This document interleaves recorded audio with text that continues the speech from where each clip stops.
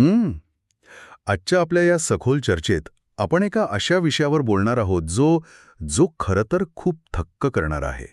म्हणजे विचार करा, एखाद्या शेअरमध्ये तब्बल 500 पट, हो 500 पट नफा मिळूनही भारतातील एक अत्यंत दिग्गज आणि आदरणीय गुंतवणूकदार त्याला स्वतःची सर्वात मोठी चूक का मानत असेल.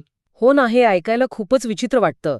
कारण आपण नेहमी नफा किती झाला यावरूनच यशाचं मोजमाप करत आलोय. प्रक्रियेवरून कधीच नाही. अगदी बरोबर. आणि हीच आजच्या आपल्या या सखोल चर्चेची मध्यवर्ती कल्पना आहे. आपल्याकडे आज अत्यंत अभ्यासपूर्ण अशा एका विशेष PDF मधील प्रकरणाचा सारांश आहे, ज्यातून आपण संजय भट्टाचार्य या अजय गुंतवणूकदाराच्या विचारसरणीचा वेध घेणार आहोत. आणि आजचं आपलं उद्दिष्ट हे केवळ गुंतवणुकीत जास्तीत जास्त परतावा कसा मिळवायचा हे शोधणं नाहीये, तर मुळात चुका टाळण्याची कला कशी आत्मसात करायची हे समजून घेणं आहे. खरंय, बहुतेक लोक शेअर बाजाराचा विचार करतात तेव्हा ते त्याकडे एका शर्यतीसारखं पाहतात. जणू काही 100 मीटरची शर्यत आहे, जिथे जो सर्वात वेगाने धावेल, जो रातोरात जास्तीत जास्त परतावा मिळवेल, तोच खरा विजेता. पण हा दृष्टिकोन खूप घातक ठरू शकतो. बरं, आपण हे थोडं उलगडून पाहूया. संजय भट्टाचार्य यांच्या मते हा दृष्टिकोन इतका घातक का आहे? कारण शेअर बाजार हा वेगवान धावण्याचा खेळ नाहीच मुळी. तसं पाहता हा एक सर्व्हायव्हल गेम आहे, म्हणजे शेवटपर्यंत टिकून राहण्याचा खेळ आहे, जिथे वेगापेक्षा तुमचा संयम आणि तुमचा बचाव जास्त महत्वाचा असतो. म्हणजे नुसतं पळत सुटायचं नाहीये, तर टिकून राहायचंय. अगदी. बाजारात बहुतांश लोक मला किती नफा मिळेल या एकाच आशेवर जगत असतात. पण भट्टाचार्य यांची विचार प्रक्रिया अगदी उलट्या दिशेने सुरू होते. अच्छा, म्हणजे ते काय वेगळा विचार करतात? कोणताही निर्णय घेण्यापूर्वी ते स्वतःला विचारतात की या निर्णयात माझं जास्तीत जास्त किती नुकसान होऊ शकतं, ज्याला आपण खालच्या बाजूची जोखीम किंवा डाऊनसाईड रिस्क म्हणतो. Downside risk. हो, त्यांचा नियम अतिशय स्पष्ट आहे. आधी मोठे नुकसान टाळा, नफा आपोआप तुमच्या मागे येईल. मी म्हणेन की हा त्यांच्या गुंतवणुकीचा पाया आहे. या डाऊनसाईड रिस्कचं गणित आपण जरा सोपं करून सांगूया, कारण जिंकण्यावर लक्ष केंद्रित करण्यापेक्षा न हरण्यावर जास्त लक्ष केंद्रित करणं हे वरवर पाहता खूपच बचावात्मक वाटतं. हो ना, पण याचं मुख्य कारण म्हणजे गणितातच दडलंय. गुंतवणुकीच्या जगात नुकसानीचा फटका हा नफ्यापेक्षा खूप जास्त खोल असतो. ते कसं काय? मी सांगते. समजा एखाद्या व्यक्तीने 100 रुपये गुंतवले आणि त्यात 50% नुकसान झालं, तर त्याचं भांडवल 50 रुपये उरतं. बरोबर, 50 रुपये उरले. आता त्या 50 रुपयांवरून पुन्हा 100 रुपयांवर, म्हणजे केवळ मुद्दलावर परत येण्यासाठी त्या व्यक्तीला 100% नफा कमवावा लागतो. बापरे, म्हणजे 50% खड्डा भरून काढण्यासाठी 100% ताकद लावावी लागते. अगदी हेच. त्यामुळे भांडवल सुरक्षित ठेवणं हे कोणत्याही नफ्याच्या अपेक्षेपेक्षा जास्त महत्वाचं ठरतं. भांडवल नष्ट झालं की तो माणूस खेळातूनच बाद होतो. खरंय, आणि याचसाठी त्यांच्याकडे एक विलक्षण संयम आहे असं मला वाटतं. ते स्वतःची तुलना एका मासे पकडणाऱ्या कोळ्याशी करतात. कोळ्याचा उदाहरण खूपच चपखल आहे. म्हणजे तो कोळी कधीही माशांच्या मागे पाण्यात उडी मारत नाही. तो गळ टाकून किनाऱ्यावर शांत बसतो आणि वाट पाहतो. हो, आणि ही वाट पाहण्याची प्रक्रिया सोपी नसते. डोक्यावर कडक ऊन असतं, आजूबाजूला इतर लोक कदाचित छोटे मासे पकडतही असतील, पण तो कोळी विचलित होत नाही. पाणी शांत होण्याची, मोठा मासा जवळ येण्याची आणि सर्वात महत्वाचं म्हणजे योग्य वेळेची तो वाट पाहतो. म्हणजे भट्टाचार्य शेअर बाजारात अगदी हेच करतात. होय, जेव्हा बाजारात तेजी असते तेव्हा सर्वच जण भराभर शेअर्स घेत असतात. अशा वेळी स्वतःच्या पैशांवर नियंत्रण ठेवून शांत बसणं खूप कठीण असतं. पण एखादा शेअर कितीही चांगला असला तरी जोपर्यंत तो त्यांच्या अपेक्षित किमतीत मिळत नाही तोपर्यंत ते दबा धरून बसतात. घाईने खरेदी करत नाहीत. पण इथे मला एक प्रश्न विचारावासा वाटतो. म्हणजे आपण डिफेन्सिव्ह ड्रायव्हिंगचं किंवा सुरक्षित गाडी चालवण्याचं उदाहरण घेऊया. सांगा. जर रस्त्यावर सतत अपघाताच्या आणि नुकसानीच्याच भीतीने गाडी चालवली, प्रत्येक वेळी ब्रेकवर पाय ठेवला आणि रस्ता मोकळा होण्याचीच वाट पाहत राहिलो, तर आपण आपल्या गंतव्यस्थानावर कधीच पोचणार नाही. हो, तसा विचार येणं साहजिक आहे. शेअर बाजारातही असंच नाही का? जर सतत नुकसानीचीच भीती बाळगली आणि किमतीची वाट पाहत राहिलो, तर अनेक उत्तम संधी आपल्या हातातून निसटून जातील. हां, एक अतिशय उत्तम आणि रास्त प्रश्न आहे. आणि इथेच सामान्य गुंतवणूकदार आणि एक तज्ज्ञ यांच्या विचार प्रक्रियेतील फरक स्पष्ट होतो. अच्छा, तो कसा? येथे सर्वात रंजक गोष्ट म्हणजे गुंतवणुकीच्या जगात 2 प्रकारच्या चुका असतात. एक असते एरर्स ऑफ कमिशन, म्हणजे चुकीची कृती करणं, आणि दुसरी असते एरर्स ऑफ ओमिशन, म्हणजे एखादी संधी गमावणं. म्हणजे संधी गमावणं आणि चुकीचं पाऊल उचलणं. अगदी. आता तुमच्या डिफेन्सिव्ह ड्रायव्हिंगचे उदाहरणाकडे येऊ. संधी गमावणं हे गाडी सावकाश चालवण्यासारखं आहे. कदाचित पोहोचायला उशीर होईल, पण गाडी आणि प्रवासी सुरक्षित राहतील. म्हणजे नुकसान होणार नाही. पण चुकीची कृती करणं हे वेगाच्या नादात गाडी थेट खड्ड्यात घालण्यासारखं आहे, जिथे गाडीच तुटून पडते आणि प्रवास तिथेच संपतो. अरे वा, म्हणजे एखादा चांगला शेअर न घेणं ही संधी गमावणं आहे, तर एखादा वाईट शेअर किंवा चुकीच्या किमतीला शेअर विकत घेणं ही चुकीची कृती आहे. अगदी अचूक. भट्टाचार्य यांच्या मते एखादा चांगला शेअर न घेणं किंवा उत्तम संधी गमावणं हे खूप कमी धोकादायक असतं, कारण तिथे तुमचं मूळ भांडवल सुरक्षित असतं.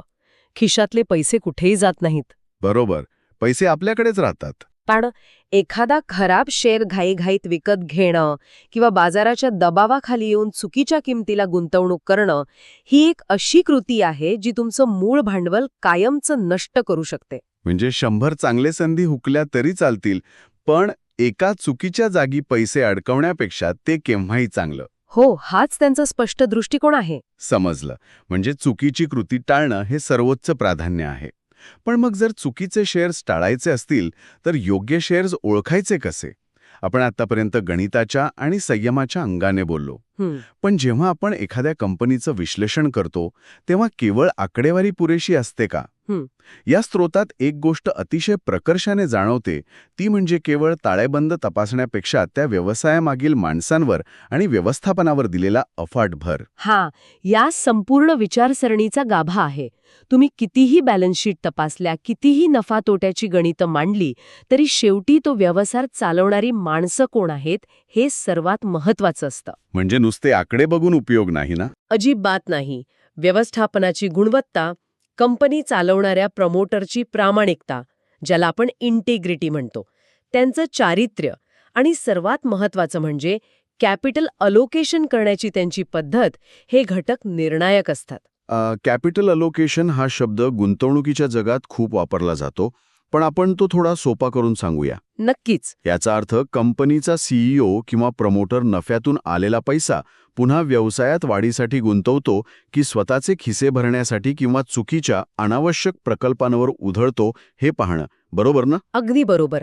कारण कागदावरील नफ्याचे आकडे हे हुशार अकाउंटंटच्या मदतीने व्यवस्थापनाच्या इच्छेनुसार फिरवले जाऊ शकतात, पण कॅपिटल अलोकेशन आणि प्रामाणिकता फिरवता येत नाही. खरंय, ते लपवता येत नाही. म्हणूनच भट्टाचार्य गुंतवणूक करण्यापूर्वी स्वतःला एक अत्यंत महत्वाचा प्रश्न विचारतात. या प्रमोटरबद्दल मला खरोखर काय माहिती आहे? ते बाजारातील अफवा किंवा रोजच्या बातम्यांकडे पूर्णपणे दुर्लक्ष करतात. म्हणजे त्यांचं लक्ष फक्त खऱ्या माहितीवर असतं. हो, त्यांचं लक्ष फक्त कंपनीचा खरा कॅश फ्लो, म्हणजे प्रत्यक्ष हातात येणारी रोकड आणि व्यवसायाचा सखोल अभ्यास यावर असतं. येथेच हा विषय खरोखर रंजक बनतो, कारण एका बाजूला ते म्हणतात की फायनान्शियल स्टेटमेंट्स, कॅश फ्लो आणि व्यवसायाच्या प्रामाणिकतेचा अत्यंत कठोर अभ्यास करा. पण दुसऱ्या बाजूला त्यांच्या एशियन पेंट्समधील सुरुवातीच्या गुंतवणुकीची कथा पहा. त्यांनी त्यात गुंतवणूक का केली, तर त्यांचा एक मित्र त्या कंपनीत रुजू झाला होता. हो, हे उदाहरण खूप छान आहे. वरवर पाहता हे कारण अत्यंत साधं किंवा अगदी अनप्रोफेशनल वाटू शकतं. इतके कडक नियम पाळणारा माणूस केवळ मित्राच्या सांगण्यावरून गुंतवणूक कसा काय करू शकतो? हा एक मोठा विरोधाभास वाटतो. वरवर पाहता तो नक्कीच विरोधाभास वाटतो, पण या साध्या वाटणाऱ्या कथेच्या मुळाशी गेलं तर आपल्याला तळागाळातील माहिती म्हणजे ग्रासरूट्स इंटेलिजन्स कशी मिळवायची ह्याचं उत्तम उदाहरण मिळतं. अच्छा, म्हणजे त्यांनी केवळ मित्राने हा शेअर घे असं सांगितलं म्हणून आंधळेपणाने पैसे लावले नाहीत तर? नाही. आणि तो जेव्हा त्या कंपनीत काम करू लागला तेव्हा त्याने तिथे पाहिलेली कार्यसंस्कृती कशी आहे हे भट्टाचार्यांना सांगितलं. त्या कंपनीत कर्मचाऱ्यांना कशी वागणूक दिली जाते, व्यवस्थापनाच्या निर्णयांमध्ये किती पारदर्शकता आहे आणि व्यावसायिक मूल्यांबद्दल ते किती आग्रही आहेत, या सर्व गोष्टी त्या मित्राच्या अनुभवातून समोर आल्या. अरे वा, म्हणजे तो मित्र एक प्रकारचा इन्साइट लेन्स किंवा कंपनीच्या आत डोकावून पाहण्याचा आणि कागदावर न दिसणारी प्रामाणिकता तपासण्याचा एक मार्ग होता. होय, तो मित्र म्हणजे कंपनीचं व्यवस्थापन किती पारदर्शक आहे आणि गुणवत्तेला किती महत्त्व देतं हे मोजण्याचे एक जिवंत परिमाण होतं. आणि हे खूप महत्वाचं आहे, कारण कागदावर हे सगळं दिसत नाही. अगदी. जेव्हा सर्वोच्च पातळीवरील व्यवस्थापन प्रामाणिक असतं तेव्हा त्याचा झिरपता प्रभाव शेवटच्या कर्मचाऱ्यांपर्यंत दिसतो आणि त्यांचा हा व्यवस्थापनावरील विश्वास किती सार्थ ठरला हे आपण नंतरच्या काळात पाहिलंच आहे. इट्स वेल्थ क्रिएटर म्हणतो. हाच दृष्टिकोन त्यांनी फक्त एकाच क्षेत्रात वापरला नाही तर तंत्रज्ञान क्षेत्रातही वापरला. इन्फोसिसचं उदाहरण या दृष्टीने खूप बोलकं आहे. इन्फोसिसच्या सुरुवातीच्या काळात तंत्रज्ञान क्षेत्राची मोठी लाट येत होती. अनेकांनी केवळ सॉफ्टवेअर हा शब्द ऐकून पैसे गुंतवले असतील. पण भट्टाचार्यांनी तसं केलं नाही. इन्फोसिसच्या बाबतीतही त्यांनी केवळ वाढीची लाट पाहून गुंतवणूक केली नव्हती. मग त्यांनी काय पाहिलं? त्यांनी इन्फोसिसच्या संस्थापकांची व्यवसाय समज, त्यांचे दूरदृष्टीचे विचार, कॉर्पोरेट गव्हर्नन्स आणि भागधारकांप्रती असणारी त्यांची पारदर्शकता यांचा अत्यंत बारकाईने अभ्यास केला होता. म्हणजे पुन्हा एकदा माणसांवर आणि व्यवस्थापनावर भर. हो. जेव्हा त्यांना खात्री पटली की हे प्रमोटर्स केवळ स्वतःचा फायदा न पाहता भागधारकांच्या हिताचाही विचार करणारे आहेत, तेव्हाच त्यांनी गुंतवणूक केली. व्यवसाय कितीही चांगला असला पण व्यवस्थापन वाईट असेल तर ती गुंतवणूक कधीच यशस्वी होऊ शकत नाही, हा त्यांचा ठाम विश्वास आहे. हे खूपच स्पष्ट करणार आहे. पण मग इथे एक व्यावहारिक अडचण उभी राहते. कोणती? समजा एखाद्याने उत्तम व्यवस्थापन शोधलं, अत्यंत सखोल अभ्यास केला, कॅश फ्लो तपासला, सर्व नियम पाळले, तरीही नेहमीच अपेक्षित परिणाम मिळतील असं नाही. हे खरंय. कारण शेअर बाजार हा शेवटी अनेक बाह्य घटकांवर चालणारा आणि अनिश्चिततेचा खेळ आहे. इथूनच प्रक्रियाविरुद्ध परिणाम म्हणजे प्रोसेस वर्सेस आउटकम यातील खरी मानसिक गुंतागुंत सुरू होते. हां. गुंतवणुकीतील सर्वात कठीण आणि संयमाची अत्यंत कठोर परीक्षा पाहणारा भाग आहे. कारण शेअर बाजाराचे परिणाम हे फक्त तुमच्या वैयक्तिक निर्णयांवर अवलंबून नसतात. त्यात जागतिक परिस्थिती, अर्थव्यवस्थेतील बदल आणि वेळेचा मोठा वाटा असतो. हो. इतर कोणत्याही खेळाप्रमाणे समजा तुम्ही टेनिस खेळत आहात. तुम्ही शॉट मारला की चेंडू कोर्टच्या आत पडला की बाहेर हे लगेच कळतं. लगेच निकाल समोर येतो. पण गुंतवणुकीत तुम्हाला तुमच्या कृतीचा फीडबॅक लगेच मिळत नाही. तुम्ही आज एक अतिशय उत्तम आणि अभ्यासपूर्ण निर्णय घेऊ शकता, पण त्याचा चांगला परिणाम दिसण्यासाठी कदाचित 3 ते 5 वर्षे लागू शकतात. म्हणजे निर्णय प्रक्रियेच्या दृष्टीने पूर्णपणे योग्य असला तरी बाजाराची तात्काळ प्रतिक्रिया अत्यंत नकारात्मक किंवा चुकीची असू शकते. म्हणूनच भट्टाचार्यांचा सर्वात मोठा आग्रह असतो की निर्णय प्रक्रियेवर लक्ष केंद्रित करा, एका निकालावर नाही. म्हणजे एका निकालावरून स्वतःचं मूल्यमापन करू नका. अगदी. एका चांगल्या निर्णयाचा तात्पुरता वाईट परिणाम होऊ शकतो आणि कधीकधी एका अगदीच चुकीच्या निर्णयाचा निव्वळ नशिबाने खूप चांगला परिणाम होऊ शकतो. हे समजण्यासाठी आपण गॉडफ्रे फिलिप्स या स्टॉकचं उदाहरण घेऊया. येथे बाजाराची धारणा आणि वास्तवाचा लढा खूप स्पष्टपणे दिसतो. गॉडफ्रे फिलिप्सच्या बाबतीत घडलेली गोष्ट एखाद्या केस स्टडीसारखी आहे. भट्टाचार्य यांनी या कंपनीचा सखोल अभ्यास केला होता. तंबाखू आणि सिगारेट क्षेत्रातील ही कंपनी. त्यांची आकडेवारी, त्यांचा नफा आणि त्यांचा कॅश फ्लो अत्यंत मजबूत होता. कंपनीकडे भरपूर रोकड जमा होत होती. पण बाजाराची या कंपनीबद्दलची धारणा, ज्याला आपण परसेप्शन म्हणतो, ती खूप नकारात्मक होती. म्हणजे मार्केटला वाटत होतं की कंपनी चालणार नाही. हो, मार्केटला वाटत होतं की या व्यवसायात काहीही भविष्य नाही किंवा या क्षेत्रावर खूप बंधने येतील. त्यामुळे अनेक महिने किंबहुना वर्षे बाजाराने या शेअरकडे पूर्णपणे दुर्लक्ष केलं. सामान्य गुंतवणूकदार अशावेळी घाबरतो. त्याला वाटतं की आपण काहीतरी चुकीचं पाहत आहोत, जे संपूर्ण बाजाराला दिसत आहे. पण भट्टाचार्य त्यांच्या प्रक्रियेवर आणि आकडेवारीवर ठाम राहिले. आणि त्याचा परिणाम काय झाला? काही काळानंतर जेव्हा कंपनीची सातत्यपूर्ण कामगिरी लपून ठेवता येण्यासारखी राहिली नाही, तेव्हा बाजाराला सत्य स्वीकारावंच लागलं. आणि तो शेअर नंतर तब्बल 3 पटीने वाढला. बापरे, 3 पटीने? हो. यातून मिळणारा धडा अत्यंत महत्वाचा आहे. बाजाराची धारणा म्हणजेच नेहमी वास्तव असतं असं नाही. जर तुमची अभ्यास प्रक्रिया आणि आकडेवारी योग्य असेल तर बाजाराच्या तात्पुरत्या नकारात्मकतेने घाबरून जाण्याचं किंवा स्वतःच्या निर्णयावर संशय घेण्याचं कारण नसतं. पण आता आपण नाण्याची दुसरी बाजू पाहूया. आणि इथेच आपण या चर्चेच्या सुरुवातीला जो प्रश्न विचारला होता त्याचं उत्तर मिळतं. ती म्हणजे SSI स्टॉकची कथा. हो, ती कथा खूपच रंजक आहे. या शेअरनी त्यांना तब्बल 500 पट 500x इतका प्रचंड परतावा दिला. कुणालाही वाटेल की हा त्यांच्या आयुष्यातील सर्वात मास्टर स्ट्रोक किंवा हुशार निर्णय असेल. पण आश्चर्याची गोष्ट म्हणजे ते याला एका चुकीच्या निर्णयाचं उदाहरण मानतात. असं का? हे मान्य करण्यासाठी खूप मोठी वैचारिक प्रगल्भता आणि धाडस लागतं बरं का. SSI स्टॉकच्या बाबतीत त्यांनी स्वतः अत्यंत प्रामाणिकपणे कबूल केलंय की त्यांनी यामध्ये सखोल विश्लेषण न करताच किंवा त्यांचे जे नेहमीचे कडक नियम होते ते बाजूला ठेवून गुंतवणूक केली होती. म्हणजे त्यांची नेहमीची कडक प्रक्रिया त्यांनी तिथे पाळली नव्हती. हो, त्यांची निर्णय घेण्याची प्रक्रिया तिथे कमकुवत होती. पण तो काळ .com बबलचा होता. तंत्रज्ञान क्षेत्रातील एका अचानक आलेल्या लाटेमुळे आणि बाजारातील अफाट तेजीमुळे तो शेअर अनपेक्षितपणे प्रचंड वाढला. म्हणजे हा 500 पट परतावा आहे त्यांच्या विश्लेषणाचे किंवा कौशल्याचे यश नव्हते, तर तो निव्वळ नशिबाचा भाग होता. लाट आली आणि त्यांची बोट वर गेली. बरोबर. आणि म्हणूनच हा धडा जास्त महत्वाचा आहे. चांगला परिणाम म्हणजे नेहमीच चांगला निर्णय असं नाही. हे खूपच डोळे उघडणार आहे. हो, कारण जेव्हा तुम्ही चुकीच्या प्रक्रियेतून किंवा केवळ अंदाजावर एखादा शेअर घेता आणि तो योगायोगाने खूप वाढतो, तेव्हा मेंदूला एक चुकीचा संदेश जातो. तुम्हाला वाटू लागतं की मी खूप हुशार आहे. आणि तिथेच माणूस फसतो. अगदी. जर तुम्ही खराब प्रक्रियेतून मिळालेल्या यशाला स्वतःचं कौशल्य समजू लागलात, तर तुम्ही भविष्यात त्याहूनही मोठी रक्कम अशाच चुकीच्या पद्धतीने गुंतवाल. आणि शेअर बाजारात नशीब नेहमीच तुमची साथ देणार नाही. जेव्हा नशीब फिरेल, तेव्हा तुमचं संपूर्ण भांडवल नष्ट झालेलं असेल. तर मग या सर्वांचा अर्थ काय? मला असं वाटतं की आपण माणसं अनेकदा नशिबाने मिळालेल्या यशाला स्वतःची हुशारी समजण्याची चूक वारंवार करतो. शेअर बाजारात जसे नफ्याचे आकडे दिसतात, तसे आपण स्वतःला अत्यंत तज्ज्ञ समजू लागतो. जर आपण याला मोठ्या चित्राशी जोडलं, तर आपल्याला लक्षात येईल की म्हणूनच अहंकार किंवा इगो हा कोणत्याही गुंतवणूकदाराचा सर्वात मोठा शत्रू आहे. इगो. हो, जेव्हा बाजारात सलग यश मिळतं, तेजी असते, तेव्हा प्रत्येकजण स्वतःला जिनियस समजू लागतो.